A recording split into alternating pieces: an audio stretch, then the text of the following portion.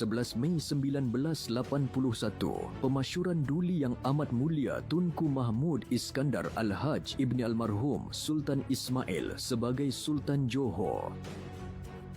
Pada hari ini dalam tahun 1981, duli yang amat mulia Tunku Mahmud Iskandar Al-Haj Ibni Almarhum Sultan Ismail, Tunku Mahkota Johor dimasyurkan sebagai Sultan Johor dalam satu istiadat ringkas yang diadakan di Istana Besar Johor.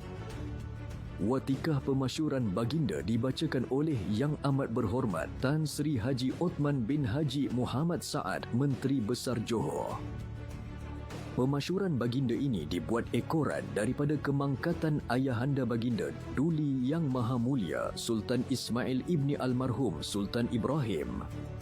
Pelantikan baginda dibuat selepas satu sesi persidangan oleh Majlis Pangkuan Negeri yang dipengerusikan oleh Yang Amat Berhormat Tan Sri Haji Othman dijalankan pada 11 pagi. Baginda mengangkat sumpah selepas dilantik menjadi pemangku raja oleh Jumaah Majlis Diraja. Menurut Undang-Undang Tubuh Negeri Johor, pelantikan Sultan Johor boleh dilaksanakan selepas sekurang-kurangnya 24 jam baginda dilantik menjadi pemangku raja oleh Jumaah Majlis Diraja.